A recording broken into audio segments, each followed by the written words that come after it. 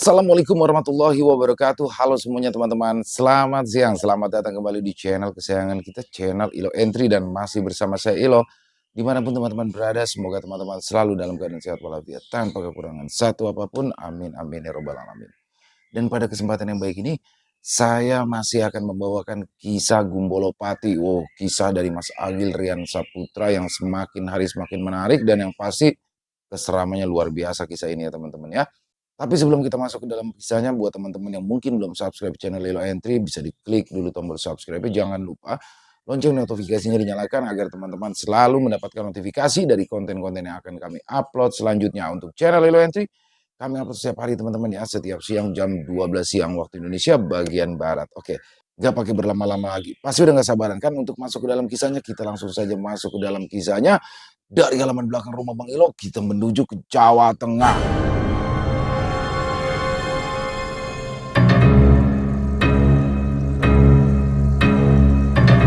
Malam pertama di kota Semarang.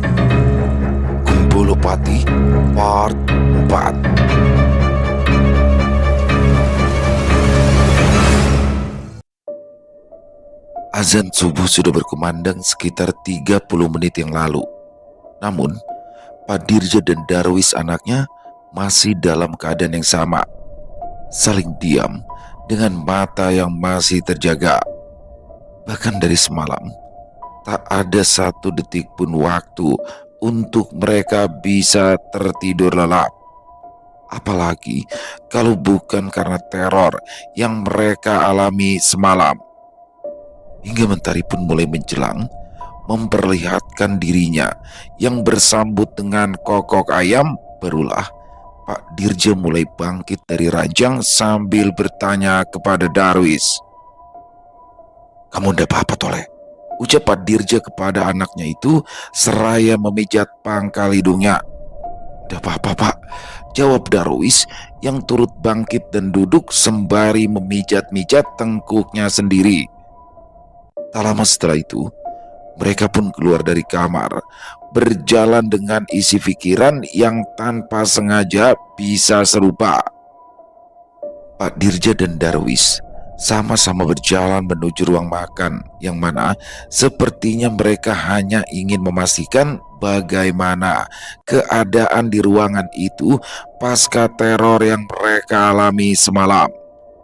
Hingga terjawablah semua oleh pemandangan kaca jendela yang pecah dengan ruangan yang sedikit berserak, yang semakin menegaskan kalau kejadian semalam memang benar-benar terjadi. Dan tanpa aba, mereka pun merapikan ruangan itu, membersihkan serpihan pecahan kaca, dan setelah itu mencoba untuk melanjutkan aktivitas seperti sewajarnya. Pak Dirja pun mandi, sementara sambil menunggu giliran, Darwis mengetim nasi dan tak lupa juga menggoreng telur untuk bakal sarapan mereka. "Pasti Bapak belum melarung pusaka Mbah Kakung itu," batin Darwis di dapur saat ia tengah menggoreng telur. Pagi itu, sebisapun Darwis sudah berusaha untuk tidak terlalu memikirkan kejadian semalam, namun ternyata di antara kengerian semalam ada satu kejadian yang menurutnya tidak mungkin ia abaikan begitu saja. Hal itu bukanlah suara seretan langkah kaki, ketukan-ketukan, ataupun sosok pucat di balik pecahnya kaca jendela di ruang makannya. Lantas apa itu? Ya, itu adalah kata-kata yang sempat ia dengar semalam dari balik pintu kamarnya, yang kini ia duga kuat bahwa itu adalah pesan dari sang iblis bedong mayit yang sepertinya menerangkan kepadanya kalau Darwislah yang nanti akan menjadi penerus warisan kafan jahanam ini setelah ayahnya meninggal. "Ojo sumelang le, yen bapakmu ra gelem, aku bakal melu kowe. Sabar yo, nunggu bapakmu mati." Tak bisa Darwis pungkiri bahwa kata-kata itu masih bertahan dan terngiang kuat di dalam otaknya, bahkan sampai setiap detail kalimatnya. Nalar Darwis pergi melompat dari kepalanya dan menabrak setiap tatanan-tatanan logikanya. Lagi pula, bagaimana ceritanya sosok iblis, setan, lelembut, atau apapun yang berbicara dari balik pintu kamarnya semalam bisa berlisan sejelas itu? Akan tetapi, pada kenyataannya, memang itulah yang Darwis alami semalam. Dan terkhusus pada ungkapan itu, ia sangat teramat yakin kalau ia dalam keadaan benar-benar sadar saat mendengarnya. Aku harus segera membicarakannya dengan Bapak. Tapi apa dia bisa percaya ya? Kejadian semalam tentu bisa merubah jalan pikirannya. Batin Darwis lagi yang pada titik ini masih mengira kalau pandangan ayahnya terhadap hal semacam ini belum berubah. Tak lama setelah itu, tampak Pak Dirja yang sudah selesai mandi dan segera berganti dengan Darwis yang juga turut membersihkan dirinya. Hingga singkatnya, setelah beberapa saat berlalu, ayah dan anak itu pun sarapan bersama. Pak Dirja dan Darwis memang jarang bertemu, namun di setiap momen-momen seperti ini biasanya mereka akan selalu tetap akrab, seperti berbincang ringan ataupun saling menceritakan kabar-kabar terbaru. Akan tetapi untuk pagi ini sepertinya suasananya memang agak berbeda dari biasanya.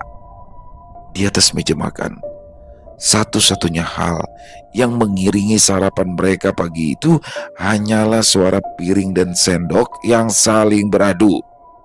Harusnya ada banyak hal yang mungkin ingin saling mereka utarakan, namun tak mengapa semuanya menjadi terasa sulit. Bahkan Darwis yang semula menggebu-gebu hendak bertanya kepada ayahnya pun kini mendadak meragu dan takut akan seperti apa respon Pak Dirja jika ia membicarakan hal berbau lelembut ini. Waktu menunjukkan pukul 6:30 pagi. Sarapan pun berlalu dengan beku yang berlanjut di ruang tamu dengan mereka yang kini tampak membakar tembakau sembari meminum secangkir kopi panas. Harusnya suasana sudah mulai melandai santai, namun semuanya masih tak jauh berbeda.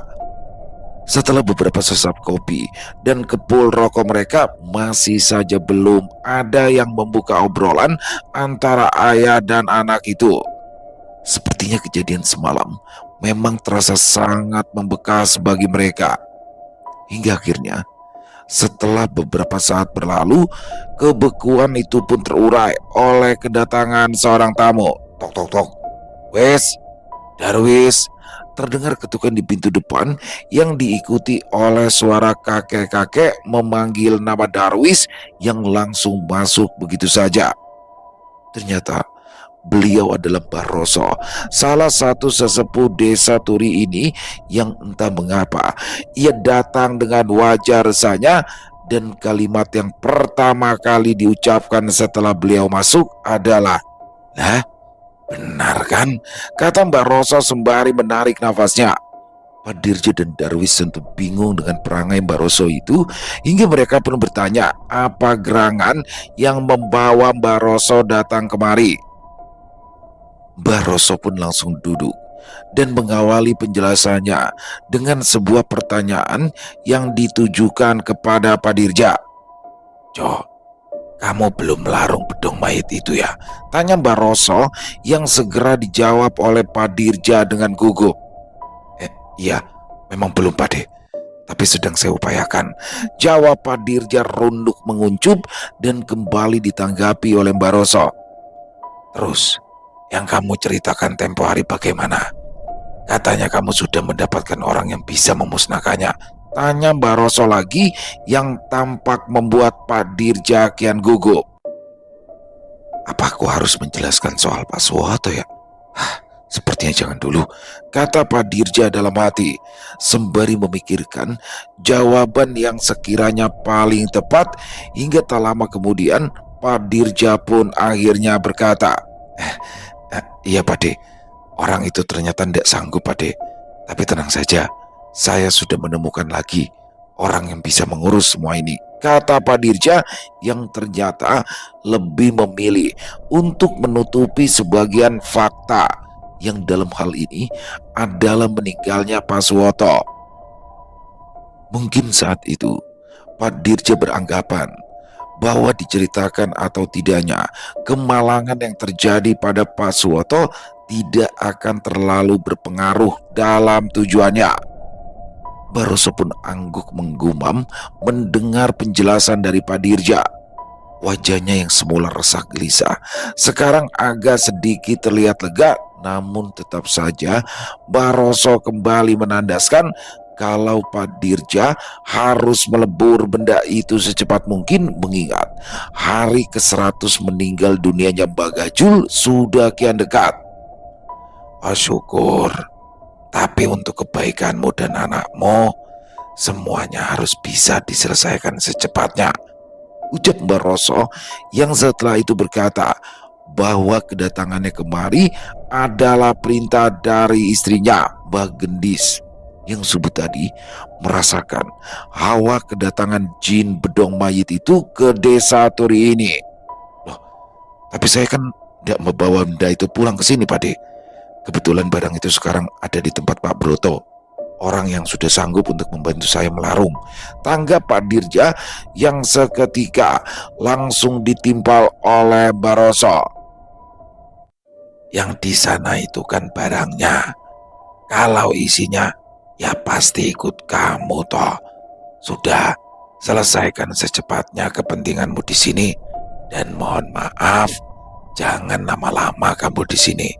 Terus terang saja, saya tidak mau desa ini kembali digugat oleh lelembut, kata Baroso yang memang terdengar agak menohok hati Pak Dirja dan Darwis. Oke Pak De, saya mengerti kok. Lagi pula hari ini juga saya akan kembali ke Semarang, karena tujuan saya ke sini sebenarnya hanya untuk menjemput Darwis yang kebetulan mendapatkan tawaran pekerjaan di kota. Oh begitu, syukur kalau begitu. Tapi sekali lagi, maaf ya Le, semoga di 100 hari nanti kamu pulang dengan kabar yang baik, kata Baroso. Keterangan itu membuat batin Darwis sedikit tersentak. Ternyata benar dugaannya kalau bedong mayit itu memang belum dileburkan oleh ayahnya, dan tentunya kejadian semalam pasti berhubungan dengan hal itu. Apa belum Baroso diberitahu ya tentang kejadian semalam? Batin Darwis dalam hati. Biar bapak saja kalau memang harus menceritakannya, batin Darwis lagi yang tak lama kemudian disusul oleh pertanyaan dari Baroso. Kapan kamu sampai di sini, Jo? Tanya Baroso yang lagi-lagi ditujukan kepada Pak Dirja. Jam 1 malam, Pak De, kalau tidak salah, terang Pak Dirja yang setelah itu menyuruh Darwis agar membuatkan minuman untuk Baroso. Oh iya Le, sana Baroso dibuatkan unjuan, pinta Pak Dirja yang setelah itu menawarkan kepada Baroso. Mau minum apa Pak De? Kopi nggih? Tawar Pak Dirja yang langsung diiyakan oleh Baroso. Ya, boleh. Tapi jangan manis-manis, jawab Baroso. Darwis pun bergegas ke dapur meninggalkan Pak Dirja dan Baroso yang setelah itu kembali berbincang-bincang. Ada perubahan drastis dalam diri Pak Dirja yang saat itu cukup dirasakan oleh Baroso, di mana anak tunggal Mbak Gajul itu kini tampak sangat antusias terhadap bahasan tentang sisik melik dunia klinik. Beda dengan dulu yang mana menurut pandangan Baroso, Pak Dirja ini sangat benci dengan hal-hal yang berbau tahayul. Mengetahui itu, Baroso tampak tersenyum dan akhirnya bertanya kepada anak mendiang kawannya itu. Jo, apa yang kamu rasakan setelah membawa pulang bedong mayit itu? Tanya Baroso sembari tersenyum yang membuat Pak Dirja menjadi tersipu. Namun akhirnya ia mengakui semuanya. Oke Pak De, saya tahu maksud panjenengan. Harus saya akui memang, kalau sekarang ini saya memang sudah benar-benar mempercayai hal-hal seperti itu. Ini memang menjadi catatan untuk saya. Walau sebenarnya saya sangat menyesal karena tidak percaya sedari awal. Terang Pak Dirja. Tidak apa-apa, Jo. Semua itu sudah digariskan oleh sing gawe urip. Justru itu adalah proses yang benar. Saya dulu juga begitu kok. Berawal dari ketidakpercayaan, kata Mbak Roso bersamaan dengan Darwis yang keluar membawa secangkir kopi panas untuknya. Monggo Mbak, tawar Darwis seraya meletakkan cangkir kopi di atas meja. Oh ya, dapat kerjaan apa kamu di Semarang, Dar? Tanya Mbak Roso kepada Darwis. Belum tahu Mbak, Bapak itu yang ngurusi soalnya, jawab Darwis yang langsung diteruskan oleh Pak Dirja. Anu Mbah, saya juga belum tahu seperti apa kerjaan Darwis nanti. Saya cuma disuruh sama atasan saja untuk menjemputnya. Karena sebelum memberikan pekerjaan, atasan saya ingin bertemu terlebih dahulu dengan Darwis. Oh begitu. Semoga kerasan kamu di sana ya Dar. Yang penting tekun dan jujur, kata Mbak Roso. Obrolan antara Pak Dirja, Darwis dan Mbak Roso pun terus berlanjut dengan topik-topik yang lebih mengulas tentang mendiang Bagajul dan segala ilmu kliniknya. Saya dan para tetua lainnya memang banyak hutang rasa dengan Gajul. Itulah alasan kenapa saya, terutama Jayus dan Bangun, sangat eman dan peduli dengan kalian, ucap Mbak Roso di tengah obrolan. Dan setelah itu bercerita kalau sekitar 9 atau 8 tahun yang lalu hidupnya pernah diselamatkan oleh Bagajul. Oh, kasus pupuk murah itu ya Pak De. Salah Pak Dirja yang sepertinya juga mengetahuinya. Betul Jo. Wah, itu konyol. Gara-gara beli pupuk murah, saya, Jayus dan Mangun dianggap PKI. Kami itu benar-benar tidak tahu loh itu. Kalau Sasongko, si penjual pupuk itu orang Sopsi. Itu loh semacam organisasi underbow PKI. Nah untung ada Gajul yang langsung nembusi di Koramil.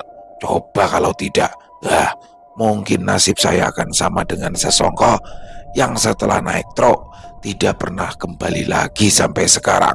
Terang Mbak Roso yang setelah itu juga sedikit menceritakan betapa pasang badannya Mbak Gajul ketika mengajak Mbak Jayus, Mbak Mangun dan dirinya ke Koramil untuk mengklarifikasi hal itu berbekal buku merah yang berisikan daftar nama-nama terduga orang PKI itu yang tak bagaimana ditemukan oleh Mbak Gajul di kelurahan.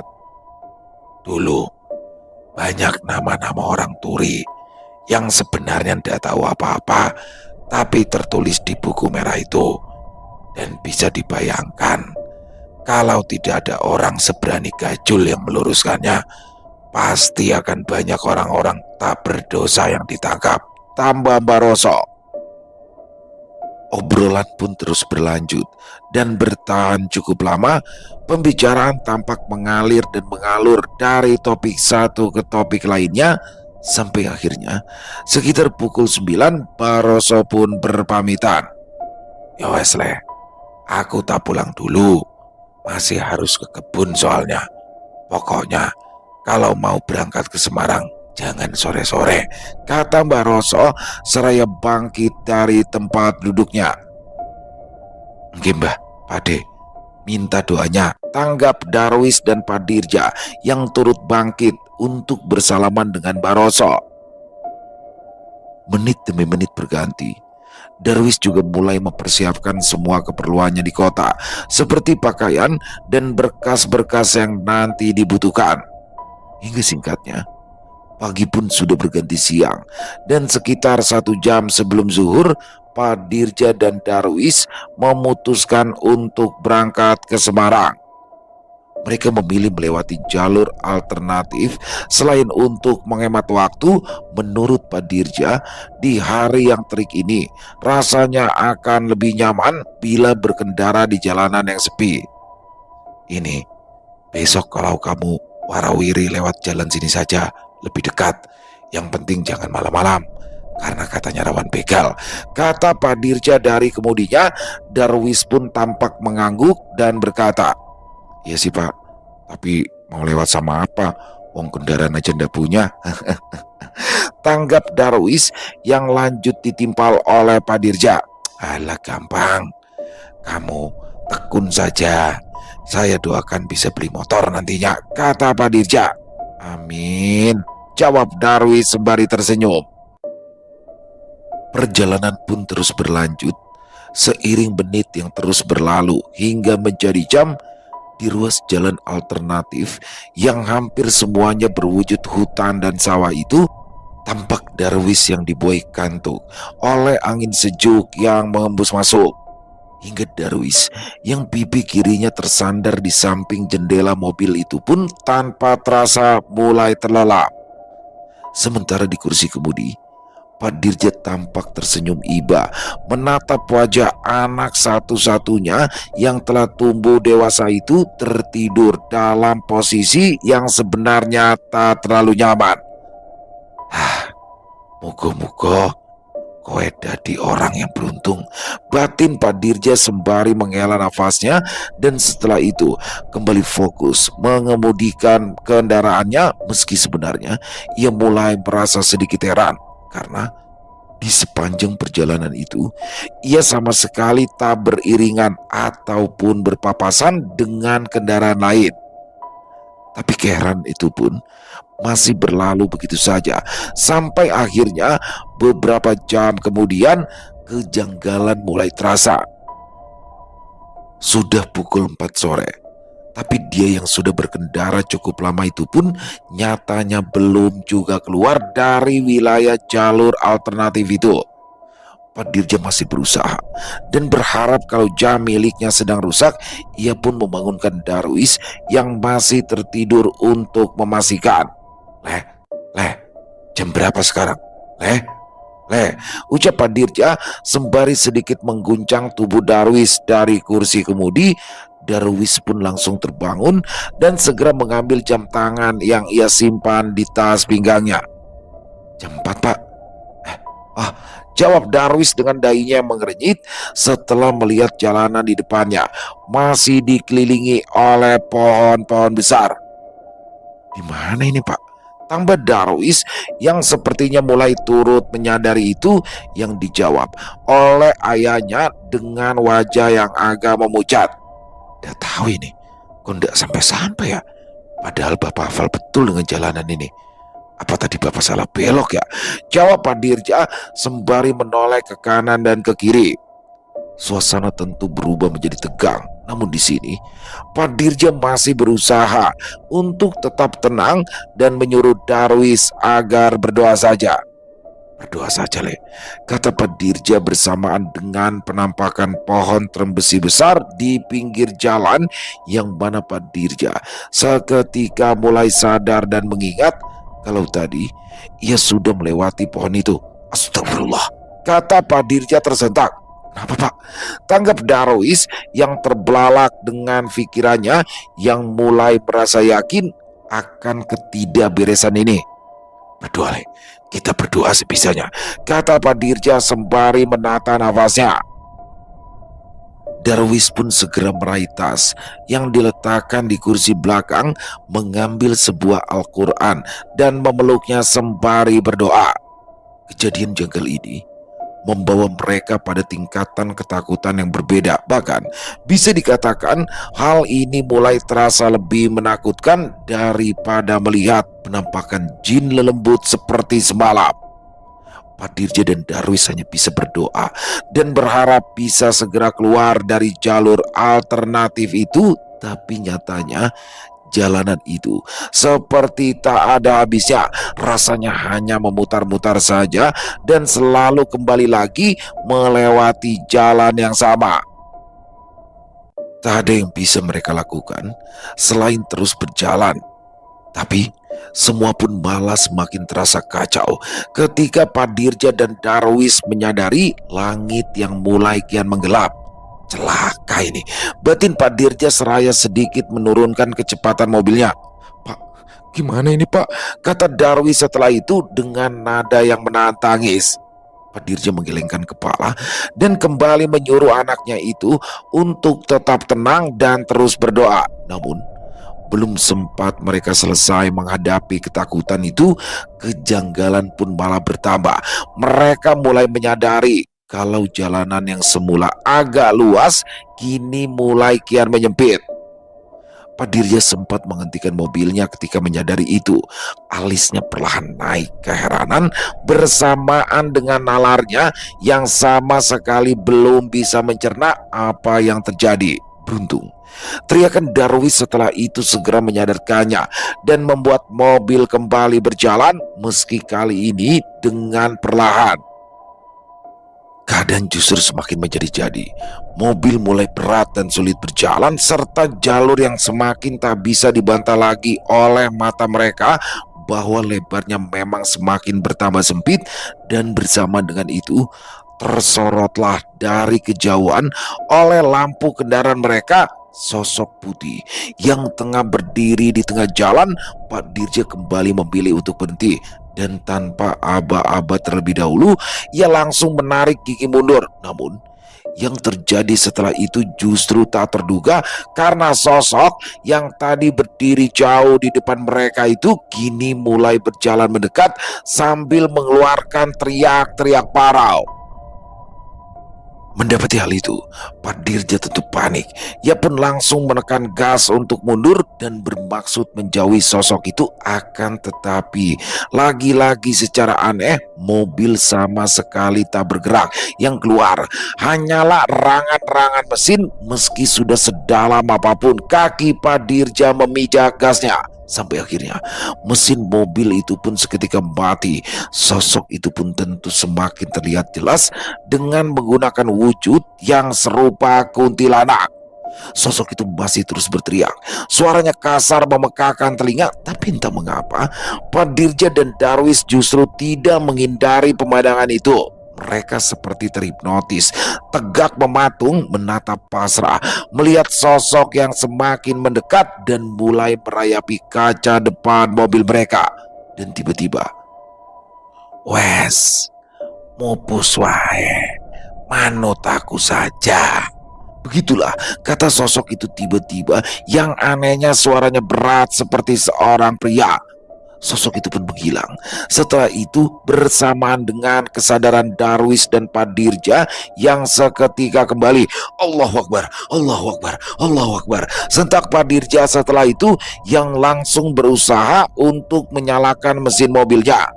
Hingga tak lama kemudian, mobil pun akhirnya hidup kembali bersamaan dengan nyala lampu yang sorotnya menerangi jalanan yang kini sudah seperti semestinya. Setelah itu, Pak Dirja pun kembali menjalankan mobilnya sampai akhirnya mereka pun berhasil keluar dari jalur itu. Pak Dirja dan Darwis pun baru sampai di huniannya sekitar pukul 11 malam.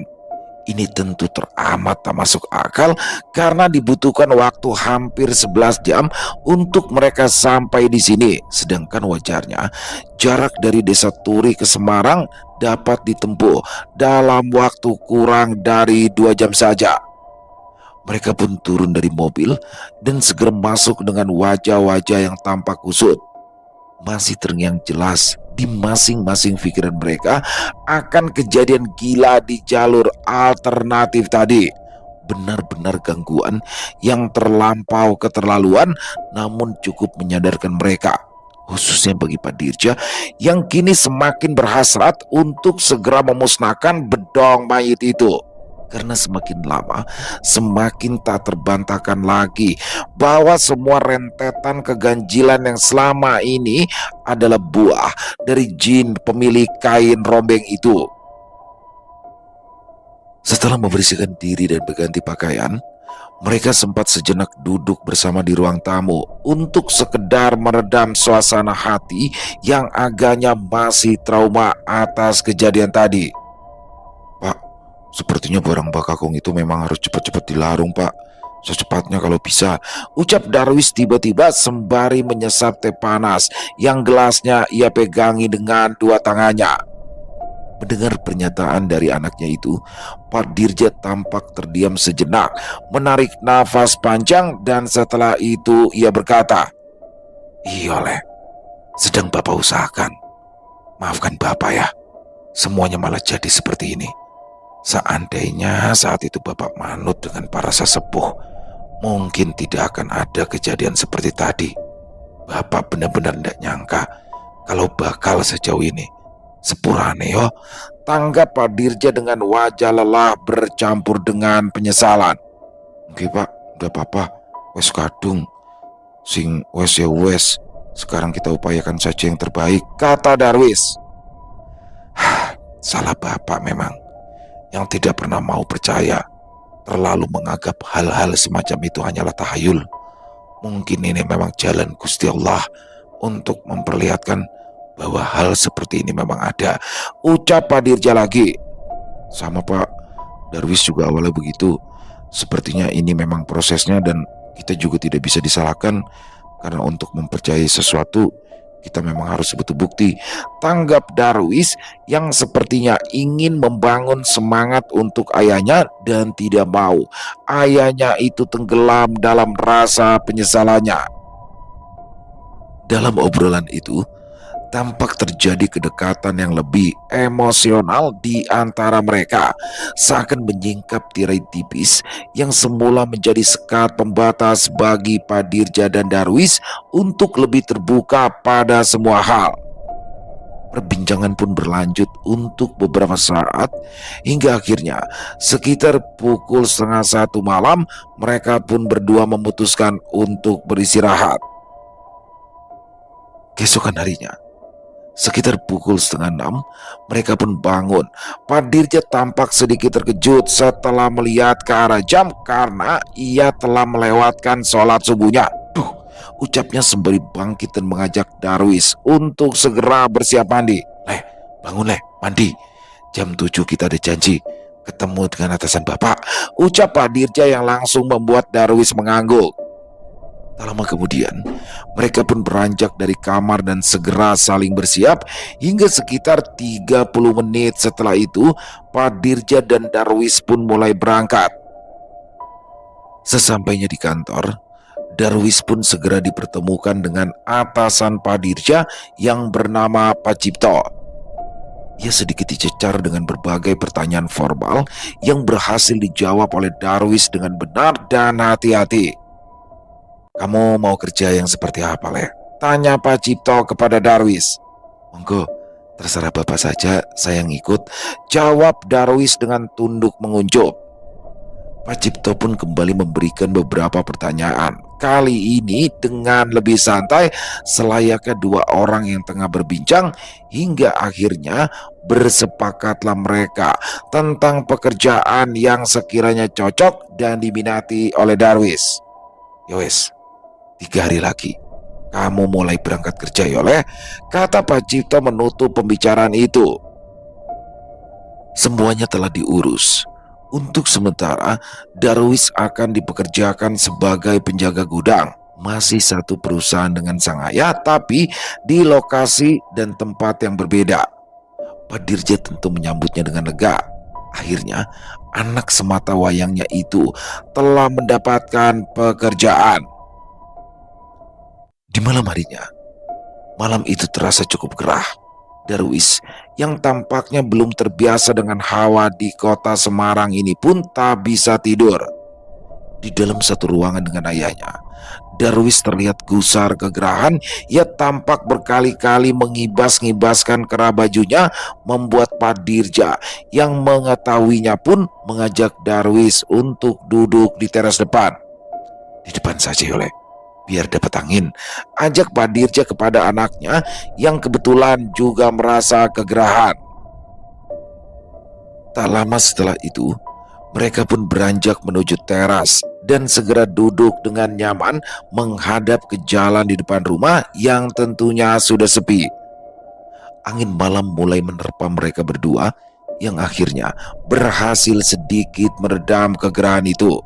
Namun tak mengapa, setelah menit demi menit berlalu, mulailah muncul sebuah perasaan yang tak bisa dijelaskan. Entah apa itu, tapi yang jelas hal itu membuat Pak Dirja dan Darwis mulai resah tanpa alasan. Tak diketahui pasti apa yang menjadi pikiran mereka saat itu. Yang jelas, tak lama kemudian kegelisahan itu pun terbias oleh kedatangan Pak Sukoco yang lewat di jalan depan rumah. Pak Dirja tentu langsung menyapa dan meminta Pak Sukoco untuk mampir di huniannya. Pak Koco, walah sudah saya tunggu-tunggu. Mampir, sekalian pesan dua buat anak saya, kata Pak Dirja yang segera direspon oleh Pak Sukoco. Ya mas, saya memang sudah niat mau mampir kok. Jawab Pak Sukoco yang segera berjalan memasuki halaman depan hunian Pak Dirja sembari memikul gerobak sekutengnya. Pak Sukoco pun langsung menyalami Darwis terlebih dahulu sembari berbasa-basi dan bertanya tentang kabar Pak Dirjo. Oh ini toh bagus. Gimana mas? Aman? Kata Pak Sukoco yang menjabat tangan Darwis dan setelah itu menoleh ke arah Pak Dirja. Aman kok pak. Alhamdulillah aman. Ini Darwis, anak saya. Alhamdulillah sudah mau dapat kerja di sini. Jawab Pak Dirja yang memperkenalkan Darwis. Aman? Maksudnya? Kata Darwis dalam hati. Ia sedikit merasa bingung memahami sambut kata dari ayahnya dengan bapak-bapak penjual sekuteng itu. Hingga Pak Sukoco pun menyela untuk membuatkan sekuteng pesanannya yang segera siap tak lama kemudian. Mereka pun menikmati minumannya sembari mengobrol ringan dengan Pak Sukoco yang kini juga turut duduk bersama mereka di teras itu. Bagaimana Pak Broto? Apa sudah ada kabar dari beliau? Tanya Pak Dirja berbahasa basi kepada Pak Sukoco. Oh, kira-kira 5 hari lagi kita ke sana mas. Sesuai arahan dari beliau, jawab Pak Sukoco.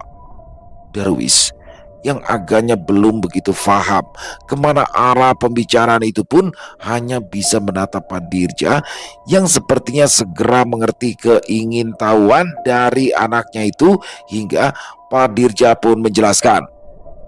Pak Broto itu orang yang mau ngelarung pusaka Mbak Kakung leh. Rumahnya di dekat pelabuhan. Besok kalau kamu mau ikut juga enggak apa-apa. Jelas Pak Dirja kepada Darwis yang langsung mengangguk. Oh begitu ya Pak. Kalau Darwis sih manut, tanggap Darwis.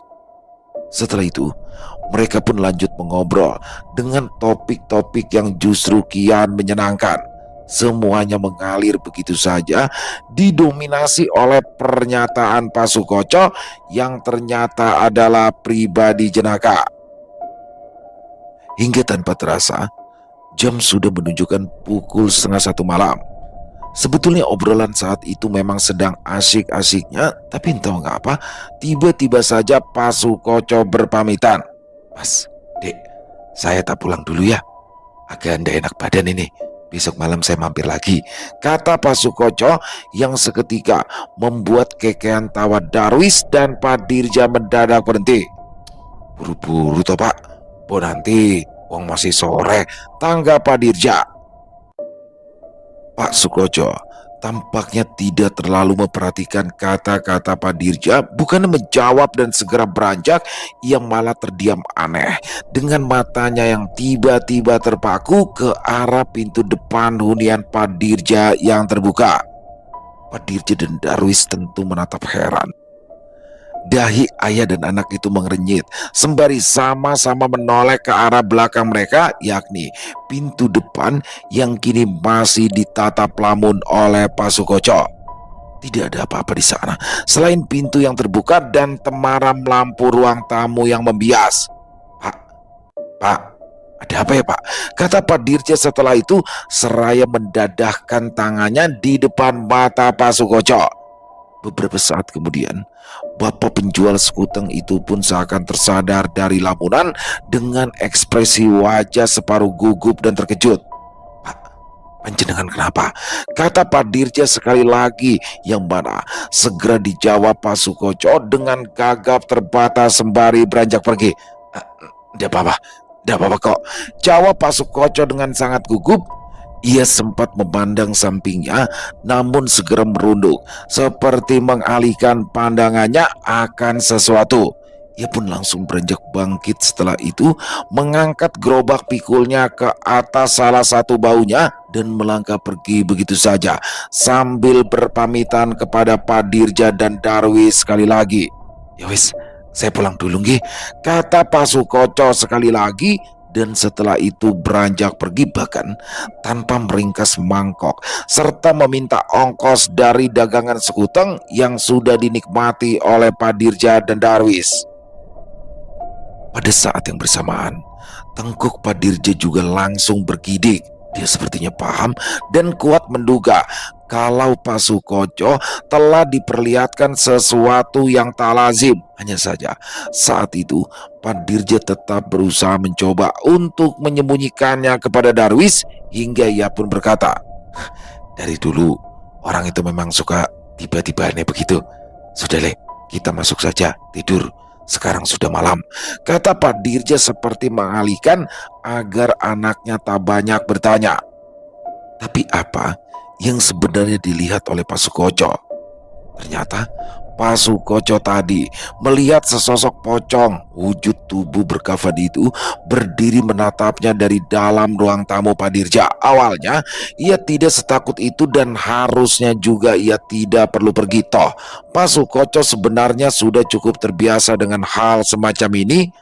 Akan tetapi ada satu alasan yang seketika muncul dan membuatnya merasa tak sanggup, yaitu ketika wujud bungkusan kain mayat itu mulai melompat-lompat semakin mendekatinya dan akhirnya turut duduk bersama mereka di teras itu. Hingga disinilah Pak Sukocong melihat wajah pocong itu dari dekat, mulai merasa mengenalinya, yang mana benar saja tak butuh waktu lama untuk ia tahu kalau ternyata itu adalah paras dari mendiang Pak Suwoto, sang perukia yang baru saja meninggal belum genap 2 pekan yang lalu. Dan di antara semua orang, sepertinya hanya dirinya lah yang melihat pocong berwajah Pak Suwoto itu.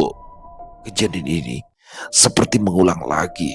Lelembut yang menyerupai almarhum Pak Suwoto itu kembali menampakkan dirinya pada Pak Sukoco. Hanya saja kali ini dia muncul dengan wujud yang berbeda, tak seperti tempo hari.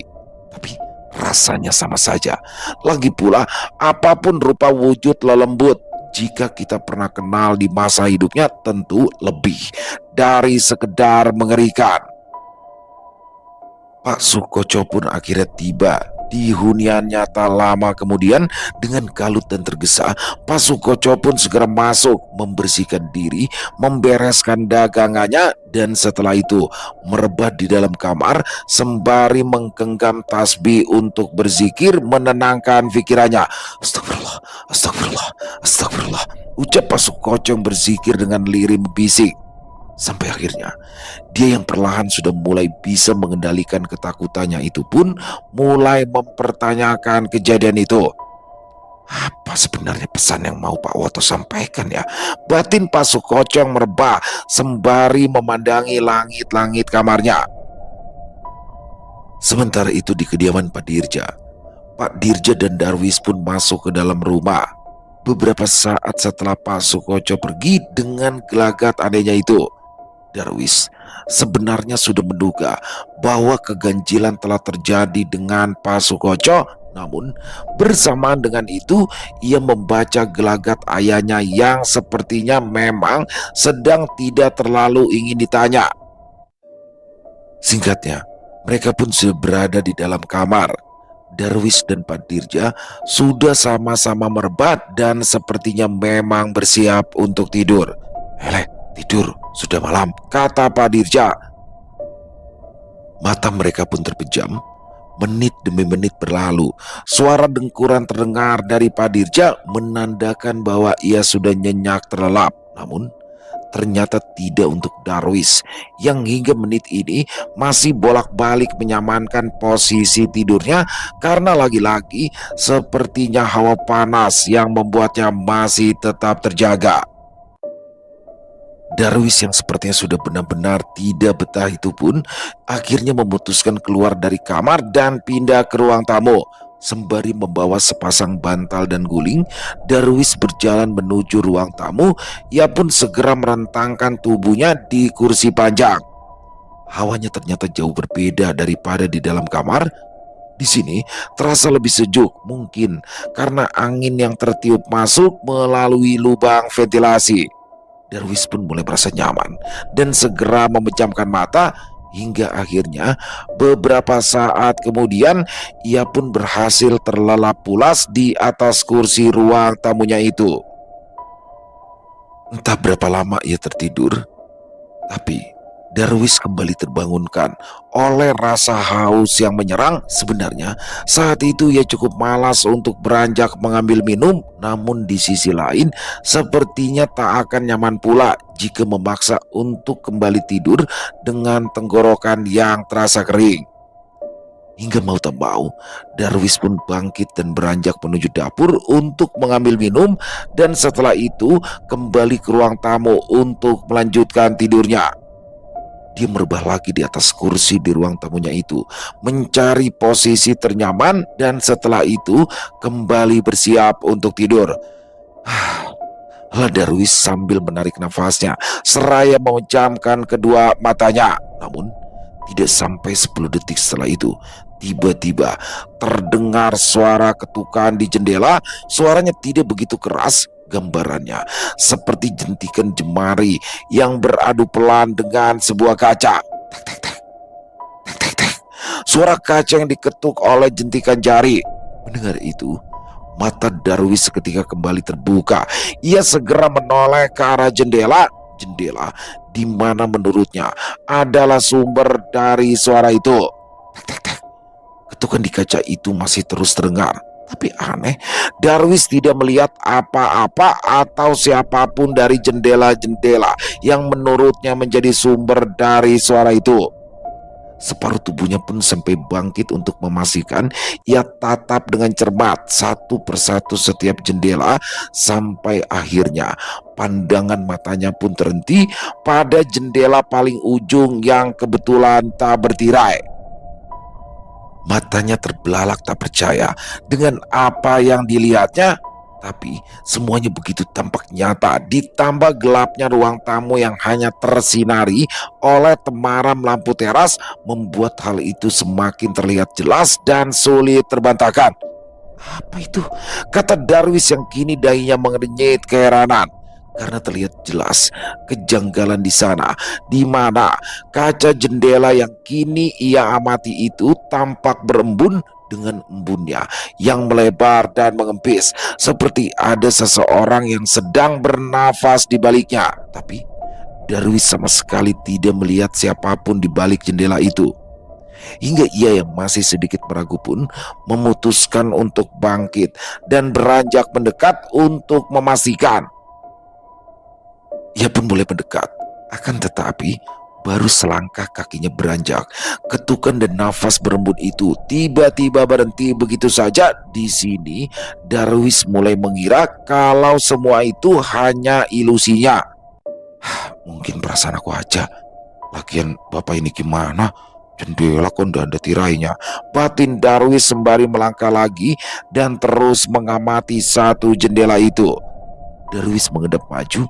Kali ini ia benar-benar mendekatkan wajahnya. Dan disinilah alisnya kembali dibuat naik keheranan ketika ia menyadari seperti ada bekas embun yang membundar di kaca jendelanya itu. Harusnya ia tanggap dengan keganjilan itu, namun tak mengapa. Saat itu Darwis masih saja ingin memastikannya hingga ia pun mengusap bekas yang mengembun itu menggunakan jari telunjuknya. Tanpa ia tahu kalau ternyata itu adalah keputusan yang salah. Karena bersamaan dengan itu tiba-tiba saja tek tek tek tek tek tek tek tek tek, kaca jendela itu tiba-tiba kembali dijentik, kali ini dengan irama cepat dan memburu. Dan bersamaan dengan itu muncul juga sesosok wujud di baliknya yang sepertinya adalah wujud si pengetuk dan pembentuk dari nafas berebut itu. Allahu Akbar! Sentak Darwis yang terkejut oleh ketukan dan wujud yang muncul tepat di depan mukanya itu. Darwis terhuyung mundur dan akhirnya jatuh. Tubuhnya terasa lunglai dan lemas sampai-sampai ia tak mampu untuk bangkit dan berlari. Namun di antara ketukan menjentik yang masih terus terdengar itu, Darwis sempat merangkak menjauh walau akhirnya ia pingsan di ambang gawang pintu menuju ruang tengah. Keesokan harinya, Darwis ditemukan oleh ayahnya dalam keadaan demam tinggi. Selesai. Wow, luar biasa kisah Gumbolopati, makin horor aja ya teman-teman ya. Dan 2 kali berarti diganggu nih, masuk lintas jalan perjalanan dari Semarang ke Desa Turi diganggu, baliknya dari Desa Turi ke Semarang diganggu lagi. Tapi yang menarik di part ini, di episode ini, menurut saya adalah ketika Baroso datang ke rumahnya tuh. Jadi ternyata oke, bedong mayit itu udah disimpan sama Pak Broto, tapi itu hanya wujud fisiknya. Penunggunya isinya sudah ikut bersama Pak Dirja. Wah, ini dia kenapa walaupun itu sudah disimpan di Pak Broto, tapi dia datang ke Desa Turi masih diganggu. Dia balik lagi ke Semarang masih diganggu lagi. Baroso akhirnya menyampaikan itu, teman-teman. Dan di sini yang peka itu sebenarnya istri dari Baroso, makanya dia nyuruh Baroso ke rumah Darwis. Benar, di situ ternyata ada bapaknya. Fix sudah ya. Luar biasa, makin penasaran buat besok, jangan sampai ketinggalan untuk part kelimanya teman-teman ya. Dan sekali lagi saya ucapkan terima kasih kepada Mas Agil Rian Saputra atas izinnya untuk saya bisa membawakan kisah yang luar biasa ini. Dan semoga teman-teman terhibur ya. Para pecinta penikmat horor misteri, lebih khususnya lagi kepada para subscriber dari channel Ilo Entry. Buat yang suka dengan videonya bisa diklik tombol like-nya, tombol jempolnya, boleh juga dibantu di-share ya link videonya ini ke teman-teman yang lain agar juga ikut merasa terhibur. Dan buat teman-teman yang mungkin punya komentar lain, punya pendapat lain, silakan bisa menuliskan di dalam kolom komentar ataupun hanya sekedar saling menyapa. Insya Allah kami akan menjawabnya satu persatu. Di akhir kata, saya Ilo mengucapkan permohonan maaf apabila mungkin dalam pembawaan kisahnya barusan ada kata-kata saya yang salah ataupun ada kata-kata saya mungkin yang kurang berkenan. Saya mohon dibukakan pintu maaf yang seluas-luasnya. Sampai berjumpa lagi di konten-konten kami selanjutnya. Masih bersama saya Ilo di channel Ilo Entry. Salam sehat, sukses selalu untuk kita semua. Wassalamualaikum warahmatullahi wabarakatuh.